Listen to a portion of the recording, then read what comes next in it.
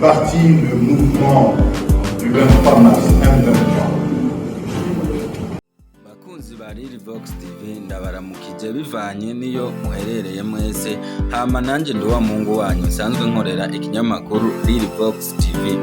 Uno munsi tugiye kuyaga ku mugabo yitwa Colonel Nanga asanzwe abarizwa mu mugwi w'abitwaje ibigwanisho. Uwo mugwi nawo ukaba ari M23 mu burasirazuba bw'igihugu ca Kongo ariyo RDC. Hamaze imyaka myinshi habarizwayo intambara nyinshi cyane zigiye zitandukanye, aho vyatumye abantu amamiliyoni menshi cyane bahunga, barata ivyabo baromoka, ndetse n'abandi benshi cyane barafa, abandi barahasinzikarira baba ibimuga, bacika amaguru, amaboko ndetse ibihimba bigiye bitandukanye. Izo ni intambara zisanzwe zibera mu gihugu ca Kongo. Igihe hari haheze imyaka itari mike ino ntambara itanguye mu gihugu kibanyi ca Kongo, aho hashoboye kwibonekeza izina rishasha rivugisha abantu benshi cyane mu bijanye n'iyo ntambara. Iryo zina naryo sirindi n'umugabo asanzwe yitwa Colonel Nanga, ndetse uwo mugabo akaba asanzwe abarizwa mu mugwi w'abitwaje ibigwanisho ariwo M23. Kandi nongera ndabibutsa ko uno mugabo Colonel Nanga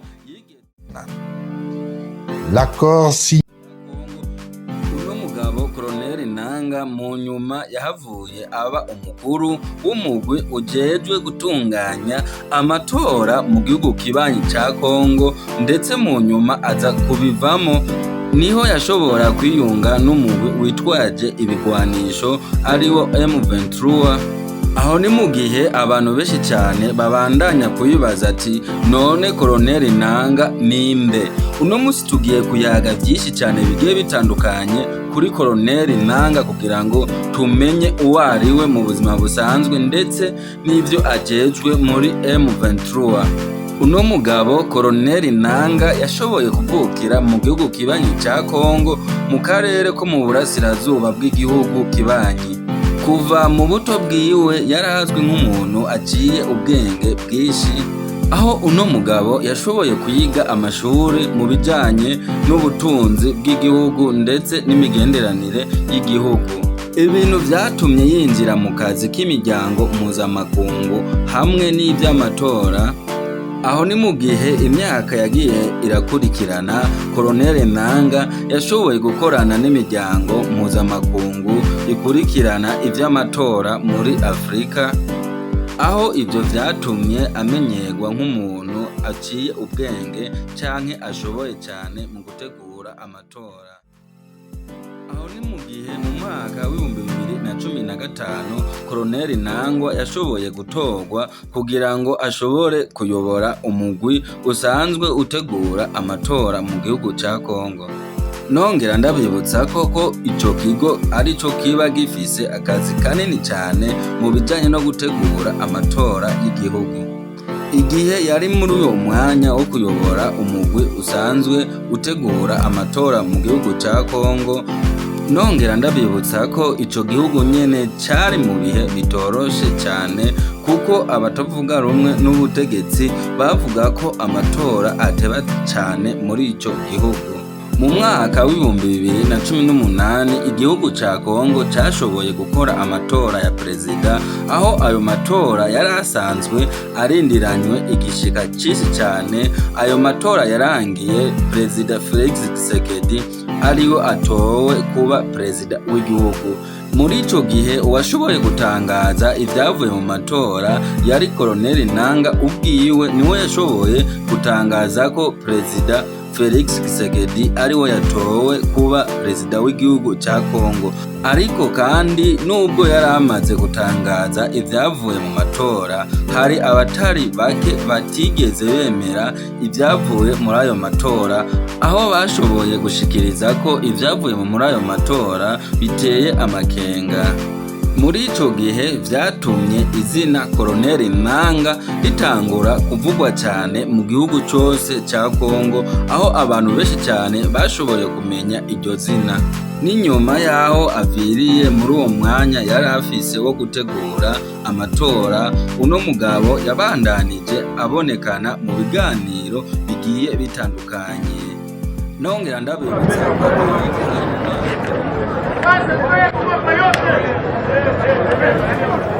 yashobora amabanga yari arimo, ndetse muri ico gihe yagiye abonekana muri byinshi bigiye bitandukanye. Ni naho yahavuye atangura gutera amabuye Perezida Felix Tshisekedi, avuga ko igihugu gihaye kiraja mu bibazo bikomeye cyane. Uno mugabo nyene yabandanije gushikiriza ko amatora yabaye ataciye mu muco, ndetse igihugu gikeneye impinduka. Ano majambo uno mugabo yashoboye gushikiriza aho yashoboye gukwegera abantu benshi cyane, ndetse abamushigikira ariko kandi n'abamugwanya.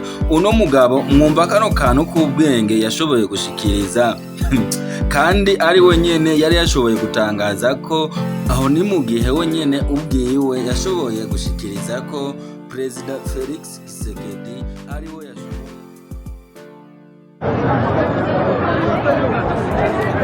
akaza amutera amabuye ko amatora ataciye mu muco, kandi ko igihugu cyabo gikeneye impinduka. Inyuma y'ibyo byose bimaze kuba, uno mugabo Koloneli Nanga yarashoboye gutangaza ko ashoboye kwinjira umugwi w'abitwaje ibigwanisho. Uwo mugwi nawo wari usanzwe witwa Alliance Fleuve Congo. Ni mu gihe uno mugwi washoboye gutangaza ko ugiye guhindura ubutegetsi bwa RDC Congo, ndetse ukazana n'impinduka zikomeye mu gihugu kibanyi ca Congo.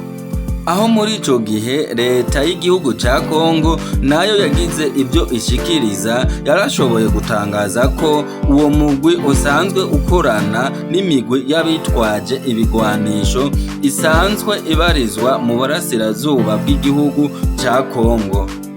Ibyo nivyo leta y'igihugu ca Kongo yashoboye gushikiriza muri iyo myaka. Muri ico gihe nyene umugwi w'abitwaje ibigwanisho uzwi nka M23 wariko ugwana n'ingabo z'igihugu mu ntara ya Nord Kivu.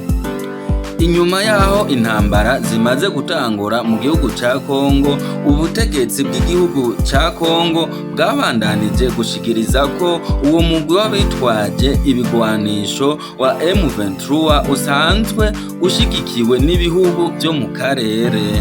Kandi nongera ndabibutsa ko igihe Koloneli Nanga yashobora gutangaza ko akorana n'uwo mugwi w'abitwaje ibigwanisho ariwo M23, aho vyatumye inkuru ziwe zibandanya kuvugwa cyane, aho impande zimwe zimwe zamubona ko ari umuntu ashaka impinduka z'igihugu. Ku zindi mpande zigiye zitandukanye hari abamwagiriza ko wewe ashishikaye gutanguza intambara, ndetse no gushigikira intambara mu gihugu kibanyi ca Kongo.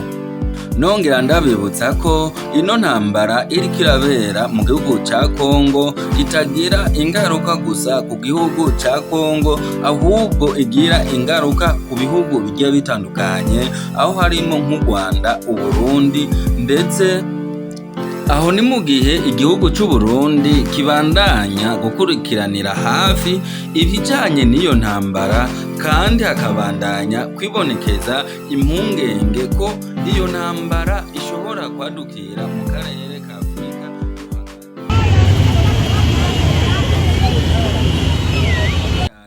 Babandanya kwibaza ko ino ntambara iri kubera mu burasirazuba bwa Kongo. Ino ntambara izoshobora kurangira ryari? Aho ni mu gihe izindi mpande zibandanya kwibaza uruhara rwa Koloneli Nanga muri ino ntambara aho ruzoshobora kurangirira.